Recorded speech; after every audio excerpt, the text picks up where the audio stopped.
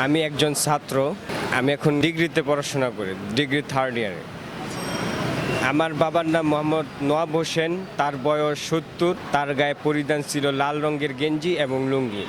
তিনি গত ৬ তারিখ রোজ সোমবার সকাল ৯ ঘটিকায় ঢাকা মেডিকেলে থেকে হারানো গিয়েছিল।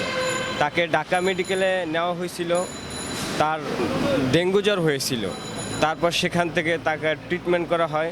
ট্রিটমেন্টের তৃতীয় চতুর্থ দিন আমি যে কোনো কারণে একটু নিচে আসছিলাম।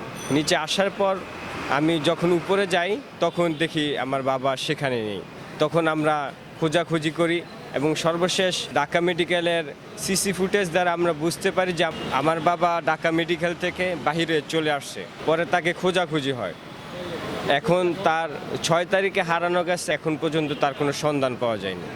এখন আপনাদের কাছে বিনীত আবেদন, যদি কোনো ব্যক্তি তার সন্ধান পেয়ে থাকেন তাহলে আমাদের সাথে যোগাযোগ করার জন্য বিশেষভাবে আহ্বান করা হইল। তো ৪ দিন যাবৎ ঢাকা মেডিকেল হতে গুলিস্তান, যাত্রাবাড়ি, চকবাজার, সাভার, মোটামুটি অনেক জায়গায় খোঁজাখুঁজি করতেছে।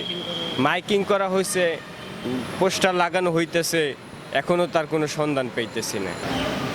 আমার বাবা হারানোর পর থেকে আমার ফ্যামিলিতে অনেকভাবে ভেঙে পড়েছে। তারা তো দিনরাত খুব পেরেশানিতে আছে। তাদের অবস্থা অনেক খুব খারাপ। এখন সব মিলিয়ে আমার বাবা যতদিন পর্যন্ত তার ঘরে না আসতেছে, আমার ফ্যামিলিটা পুরাপুরি মানে একেবারে ভারাক্রান্ত অবস্থায় থাকবে আর কি। আমার ব্যক্তিগতভাবে আমি পুরাপুরিভাবে চেষ্টা করতেছি, যেরকম আমার কোনো টাইম টেবিল নেই। আমি যতটুকু পারতেছি আমি একেবারে যে ঢাকা শহর পুরা যে ঘুরে ঘুরে দেখতেছি যে আমার বাবাকে কিভাবে পাওয়া যায়।